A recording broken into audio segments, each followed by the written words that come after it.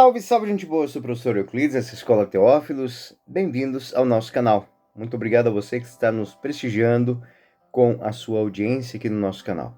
Eu digo a você que está chegando hoje pela primeira vez, não deixe de se inscrever no nosso canal e de partilhar à vontade seu grupo de estudo, seu grupo de amigos, colegas de trabalho, colegas do grupo de estudo bíblico, grupo catequético.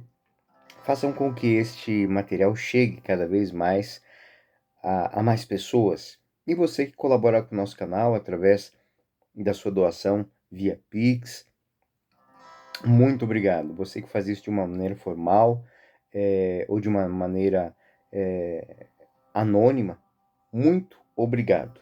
Muito obrigado. Você colabora aqui com a manutenção do nosso canal. Muito obrigado. Bom, gente, hoje nós estamos na 19ª lição sobre o livro do Gênesis. Nós iniciamos o ciclo de Abraão, fizemos um pequeno apanhado sobre as origens da família de Abraão, de onde ele veio, como foi a sua vida, até chegar no momento que marca a passagem da história para o conto teológico. Então, agora o historiador fica de lado e o teólogo, aquele que faz a reflexão sobre a vida deste homem, ele se apresenta. Então, o tema da nossa aula de hoje é a vocação de Abraão. Espero que seja útil a todos. Bom, a vocação de Abraão começa em Gênesis capítulo 12, versículo 1. Do Gênesis 12 ao 25 vai ser mais ou menos organizada a história de Abraão. E o versículo 1 diz o seguinte: O Senhor disse a Abraão: Deixa tua terra, tua família, a casa de teu pai, e vai para a terra em que eu te mostrar. A indicação da palavra do Senhor vem de repente, sem nenhuma preparação anterior. Não há uma estrutura, simplesmente uma anotação. O Senhor disse a Abraão. É uma ordem. Vai embora. Vai embora. Lec-leca. É um imperativo. Lec-leca. Imperativo. É um comando que ordena que alguém que lhe está subordinado vá, se mova. Sai. Eu acho que seria a palavra que a gente poderia chegar mais próximo desse. Então, o Senhor disse a Abraão, dá uma ordem, vai embora, sai. Vocês lembram do centurião de Cafarnaum que disse a Jesus: eu também tenho homem sob o meu comando. E eu digo a um vai e ele vai. E digo a um vem e ele vem. Digo a um faça isso e ele faz. É a imagem, própria da execução de um comando, de quem pode mandar e de quem é convidado a obedecer. Como conheceu Abraão Deus, o Senhor? O texto não diz. Como Abraão ouviu sua voz? O texto não diz. Que religião possuía Abraão? O texto não diz. Ele pertence sim a uma tradição de nômades, é o que a gente intui da aula anterior. Sai de um lado, vai para outro, sai de Ur dos Caldeus. Inclusive, esse dado é tão importante que está na profissão de fé. Meu pai era um arameu errante. A tradição dos nômades. Ele tem uma religião tribal, ele tem uma referência com Deus de seus pais, portanto, seu pai, que era Taré, dos seus pais, ele herda os hábitos da região mesopotâmica. Origem, ele vem da terra de Harã, hoje Iraque, Irã, naquela região ali. Fez uma caminhada, chegou mais ou menos à altura do que é a Síria hoje. O que ele conhece? Os ritos do povo de Harã, conhece os deuses da Mesopotâmia, Ele conhece, ele sabe da tradição dos zigurates, ele conhece lendas como a lenda de Gilgamesh. Ele conhece tradições míticas da criação do mundo, o mito do Enuma Elish, e assim por diante. Ele sabe que o mundo oriental, ali, não tem mais nada. É isso que constitui a origem de Abraão, a história de Abraão. A Bíblia ainda não existe, a revelação do Antigo Testamento ainda está por vir, está em sua infância, está nos primórdios de tudo. E é por isso que nós estamos falando do livro do Gênesis. O nosso narrador sabia tanto quanto nós de Abraão e não poderia nos dar e nos deixar mais que informações que nos aguçam a curiosidade. Mas ele nos apresenta o primeiro pai como um exemplo de homem, e aqui é o primeiro dado teológico. Abraão é um exemplo de homem obediente. Do homem que crê, que acredita, que confia e que se deixa conduzir e que se deixa levar. A palavra de Deus que é dirigida a Abraão é um convite para colocar em movimento, em sair, em se desprender. Ele torna o momento do homem, ele toma o homem e o coloca a caminho. Ele faz deste homem um peregrino, um caminheiro, não mais um errante. Errante é quem sai de um canto para outro sem saber para onde vai. O peregrino é quem sai com uma missão, com um destino. O caminheiro, que se apresenta aqui, é alguém que se deixa conduzir pela fé. Pela fé, Abraão é chamado por Deus e obedece e parte para um lugar porque tem um objetivo. Como objetivo, receberia como herança essa terra. Então, sai sem saber para onde está indo, mas confia naquele que o mandou. Mas ele não sabe para onde vai. Ele não sabe o que vai encontrar. Ele não sabe que pessoas terá no seu caminho. Porém, tem 3 indicações muito importantes. Ele sabe o que está deixando. Ele deixa seus pais, deixa a sua terra natal, ele sai da casa de seu pai. São 3 nuances diferentes. O país indica uma realidade concreta. São os lugares onde ele estava acostumado a ir, a viver, a pastorear. É o ambiente natural. Ele vive nas colinas, ele conhece os rios, ele sabe que frutas e a época que as frutas estão nas árvores, ele conhece aquela paisagem, ele conhece aquele ambiente do seu amanhecer ao seu anoitecer. É onde ele mora, é onde ele está acostumado a viver. E o convite é: deixa tudo isso. O desprendimento não é só do ambiente físico, mas também do ambiente cultural. O termo pátria, país, indica o lugar onde nasceu, de onde é nativo. Ali ele tem seus hábitos, ali ele conhece os seus costumes, as tradições daquele lugar.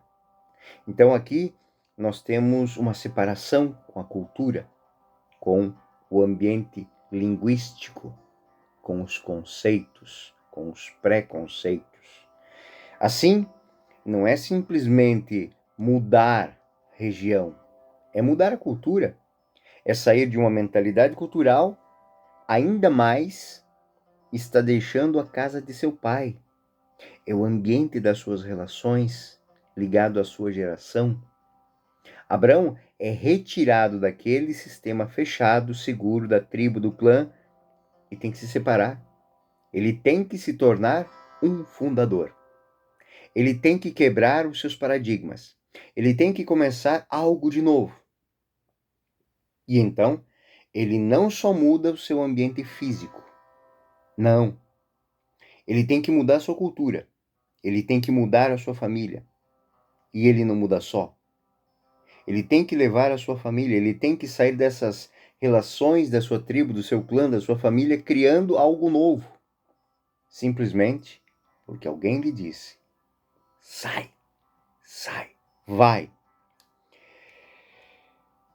para o país que eu vou te mostrar. Gênesis 12, 2. Farei de ti uma grande nação, e eu te abençoarei. Exaltarei teu nome, e tu serás uma grande fonte de bênção. Depois do comando, encontramos uma bênção, uma promessa, o primeiro imperativo e depois a garantia. Primeiro o mandamento e depois a bênção. Deus promete a Abraão a bênção. Até agora o relato do Gênesis sempre apresentou casos de maldição. Casos de maldição. Se tentarmos rapidamente fazer os primeiros 11 capítulos do Gênesis, nós vamos encontrar insistentemente casos de pessoas vivendo sob maldição. Começando com Adão, a serpente, o solo, Caim. Em seguida, a maldição na terra com o dilúvio, Babel. É uma série de situações negativas onde o mal impera, o mal domina. Com a história de Abraão, temos algo de novo. Muda o sinal, muda a simbologia. Ou melhor, o nosso narrador organizou todo um grande quadro e nos diz que, com Abraão, as coisas vão mudar. A maldição de Adão é transformado em bênção. Adão mandaram ele sair. E ele foi para o sofrimento, para a dor, para o exílio. Abraão é mandado sair, mas para a bênção. Assim sendo, a qualidade determinante de Abraão que faz o sinal de negativo se tornar positivo é uma única coisa: a sua obediência. Assim como o desobediente Adão arruinou a humanidade, Abraão, o obediente, traz a bênção à humanidade. Nesse sentido, o motivo de Adão sair é a desobediência. E o motivo que leva Abraão a sair é a obediência. Adão sai da casa de seu pai, Deus, do ambiente que ele conhecia, do ambiente que ele foi colocado sob comando, por desobediência. Abraão será colocado no ambiente de bênção pela sua obediência. Sai, sai. Nesse sentido, o autor criou um novo tipo que não existia até agora. Ele criou um tipo teológico, um grande modelo que se tornará, pela tradição cristã, o antepassado de Cristo, filho de Abraão. Na história da Torre de Babel, os homens orgulhosos haviam dito: vamos fazer um nome para nós mesmos. Vamos construir uma torre que chegue ao céu. Mas eles falharam. Aqui está o grande contraste. É Deus que diz a Abraão: farei o seu nome grande. Farei um nome para você. Vemos a diferença. Não é Deus com inveja do homem. Não é o homem, não é Deus que quer que o homem se torne pequeno. Deus quer que o homem se torne grande. Ele quer que o homem conheça sua dependência. Então, é o próprio Deus que está disposto a fazer o homem crescer, o homem grande. E ele pede a Abraão a coragem de sair dos seus títulos, de deixar a sua vida normal, a coragem do risco, e garante que será Deus quem lhe fará um nome, que lhe fará uma bênção. Na linguagem bíblica, a bênção está intimamente ligada à geração, à frutificação, ou seja, para abençoar significa tornar frutífero, rico, abundante, numeroso, tornar uma imagem de prosperidade. Encaixa-se em um contexto cultural onde quando mais crianças houver, melhor.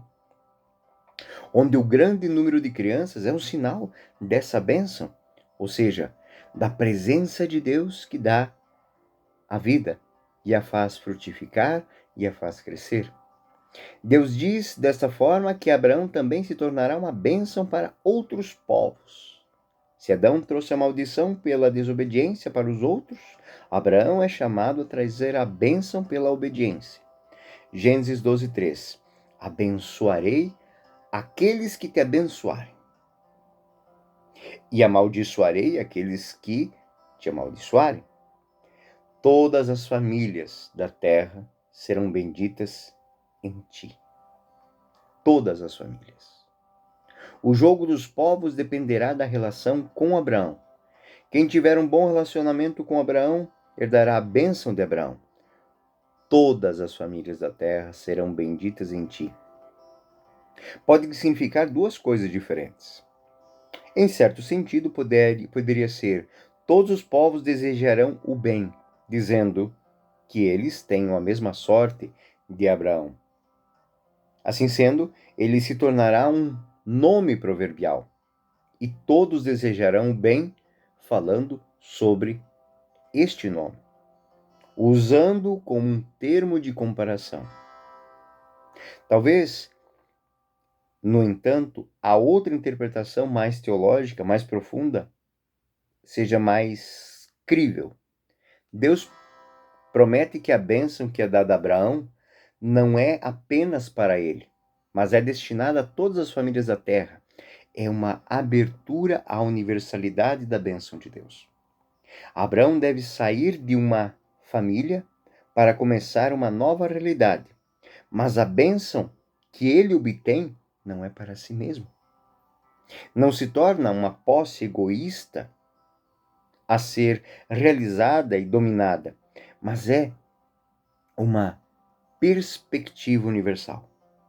Abraão é chamado para ser o portador dessa vida, desta bênção de Deus, aberta a todos os povos. São Paulo, na carta aos Gálatas, no capítulo 3, aplica precisamente esse versículo. Saiba que os filhos de Abraão são aqueles que vêm da fé e das Escrituras, prevendo que Deus justificaria os pagãos pela fé, proclamado a Abraão esta boa notícia: você e todas as nações serão abençoadas. Como resultado, aqueles que têm fé são abençoados junto a Abraão, que acreditava. Essa interpretação do Novo Testamento, ela é muito importante porque nos ajuda na nossa leitura bíblica. Não estamos lendo uma história de um nômade antigo, de um arameu errante, mas estamos estudando o significado da nossa vida cristã, e nessas palavras antigas sobre Abraão, reconhecemos o significado da fé. Filhos de Abraão, não porque descendemos de uma linha reta, de uma linha genética direta dele. Não porque somos nômades ou beduínos ou relacionados de alguma forma com ele, mas porque somos crentes como ele é. Mas porque somos homens de fé como ele é. Paulo diz que a salvação não vem da lei, mas da fé, assim como fez Abraão. Abraão é salvo porque confiou totalmente em Deus, e essa salvação passa para todos os povos, não só para os judeus, mas para todas as nações da terra, para todos aqueles que confiam como Abraão confiava. Nele, todas as nações serão abençoadas no sentido em que, como ele, todos podem ser escolhidos. Mas lembre-se, sai da casa do teu pai, sai do teu país, sai da tua terra. Deixa tudo. Sair. Sair fará com que o teu nome seja curado. Sair fará com que a tua casa seja abençoada, sair. Para os nossos dias, isso é muito importante. Nós estamos nos apegando a uma infinidade de coisas, de conceitos, de preconceitos, e que não nos deixam mais ver o caminho, ver a verdade, viver a vida. Abraão é aquele homem que, confiando no não crível, ele confia naquele que indica o caminho. Não sei para onde vou, mas confio naquele que me enviou. Não sei o que encontrarei no caminho, mas sei o que encontrarei na minha chegada. Essa é a grande beleza de Abraão. O filho do arameu errante, agora é pai de um grande povo. É o modelo da vida desse povo. Gênesis 12:4. Abraão partiu como o Senhor lhe tinha dito, e Ló foi com ele. Abraão tinha 75 anos quando partiu de Harã. O texto só agora nos diz que Abraão obedeceu, sem muitos floreios, simplesmente a ordem, a execução. Abraão partiu. Sai, sai. E ele partiu. Abraão tinha 75 anos quando deixou Harã. Essas datas de idade devem ser tomadas um pouco como alicates. São pinças, literalmente. Porque a forma de contar os anos foi diferente da nossa. Ela não era como nós vemos hoje. Os anos são uma chave de interpretação. Ainda não foi encontrada plenamente. Provavelmente o autor do livro do Gênesis quer mostrar que, uma vez que eles viveram muito, então, lentamente, eles têm reduzido aos anos de nossa vida 70 a 80. Os ancestrais viveram mais, mas é simplesmente uma maneira literária que indica a distância do tempo. Abraão já se aproxima de uma vida normal, mas ele ainda é marcado pela velhice. Então, eles não levam literalmente para ele ou para Sara esses números dos anos. Eles apenas servem como uma pista de idade avançada. Ou seja, os antigos pais, 900, 600, viveram muito, mas não viveram uma vida normal. A vida abençoada, a vida que Abraão tem. São apenas uma pista dizendo que viveram uma vida que avançou, que progrediu, que prosperou, que não é apenas uma história, mas é uma realidade. Gênesis 12, 5 e 6. Tomou Sarai sua mulher e Ló, filho de seu irmão, assim como todos os bens que possuíam, os escravos que tinham adquiridos em Harã, e partiram para a terra de Canaã. Ali, chegando, Abraão atravessou a terra até Siquém, até o carvalho de Mambré, ou de Moré. Os cananeus estavam então naquela terra. O país onde Deus lhe disse para ir é habitado. Não é terra de ninguém. Há cainitas, os donos da terra de Canaã. Há grandes cidades, há fortes, há fortificações bem estruturadas. E o autor até apresenta listas disso. Então, a promessa feita parece um paradoxo. Abraão percorre todo o território, chega ao sul. Algumas indicações geográficas são dadas. Se vocês quiserem, vocês podem usar o mapa, procurando no mapa, e ver onde esses lugares estão visualmente, e vão vocês notar que é uma grande viagem. De sua terra para Arã, ao norte, em seguida para baixo, uma linha reta para o sul, para Siquém, em seguida para Betel, em seguida para baixo, para Neguebe, para o norte. Nosso autor está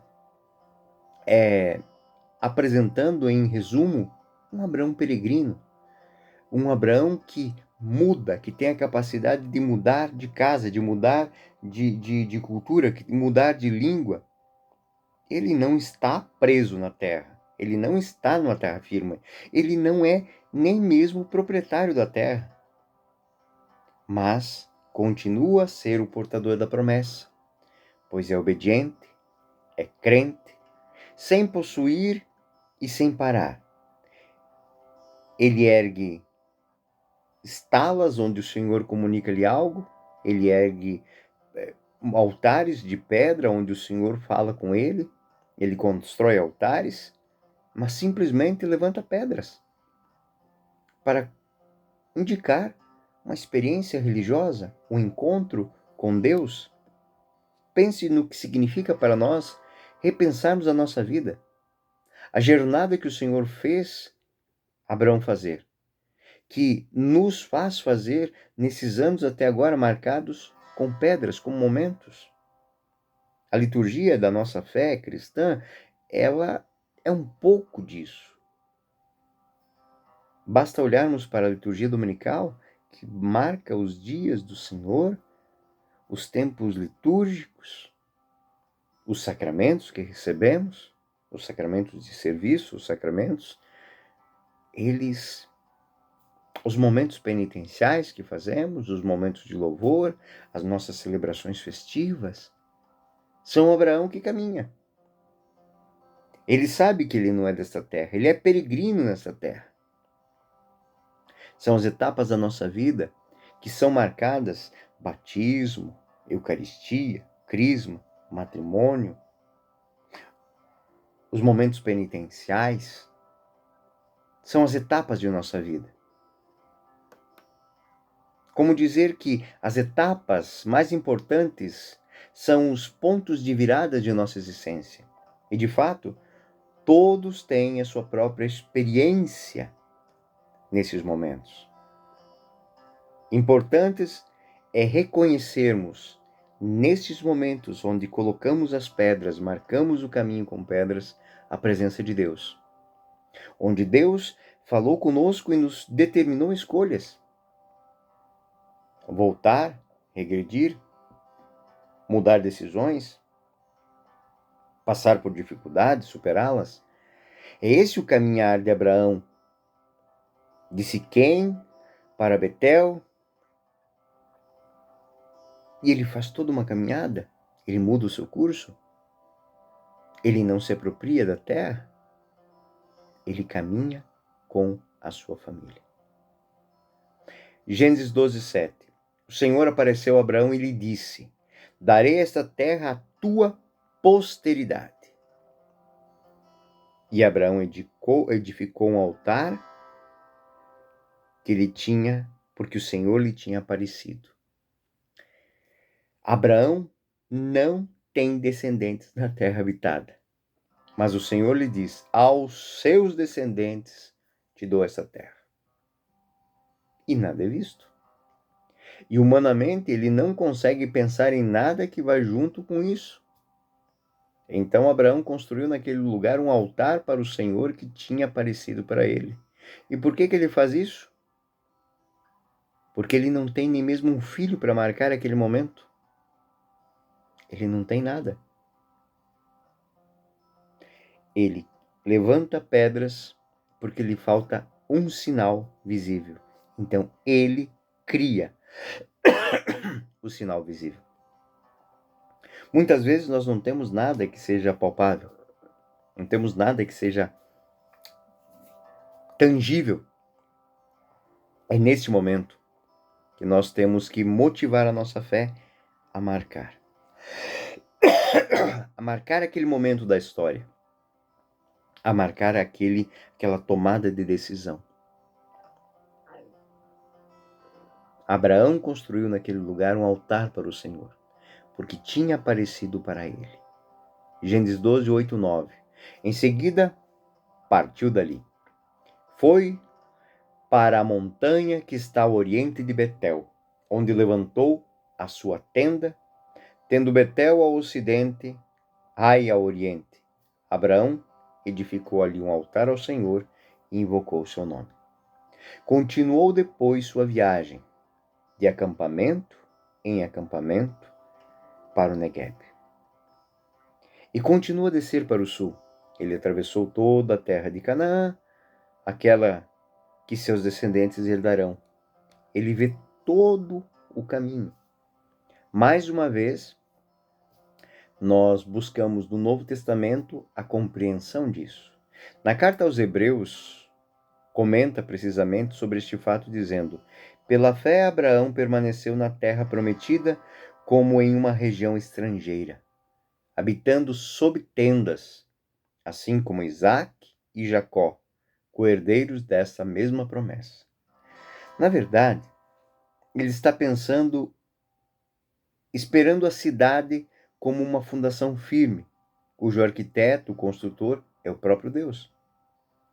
Ele não fixa a sua morada em algo que ele constrói, mas ele espera que Deus construa, que Deus organize, que Deus lhe dê algo firme. Este também é um novo tipo teológico. O autor teológico diz que Abraão, apesar de ser herdeiro da promessa, não possui uma cidade, pois ele estava esperando outra cidade. Ou o que diz São Paulo: somos peregrinos nessa terra. O nosso reino é o céu. Abraão é o modelo do peregrino, o modelo que se aplica a cada homem e cada mulher que crê que tem uma bênção à sua espera.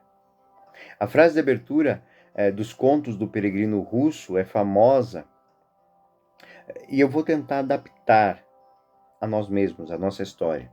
Vou tentar que vocês sintam como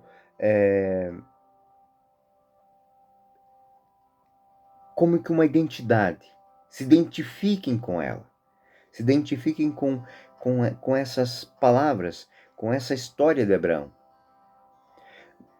Na introdução da carta do livro do Peregrino Russo, assim é dito: pela graça de Deus, eu sou um homem e um cristão. Por ações, um grande pecador. Pela vocação peregrina, das espécies mais miseráveis vagando de um lugar para outro. Minhas posses terrenas são um alforje nas costas, com um pouco de pão seco, e o bolso interno da camisa, a Bíblia Sagrada. Nada mais. Esse é um cristão que vive a experiência de Abraão, a experiência de não ser dono, de ser alguém que faz a experiência da vida, não se perdendo em posses, não se perdendo em autobajulação, mas usando a fé como guia, a caridade como suporte e a esperança como combustível.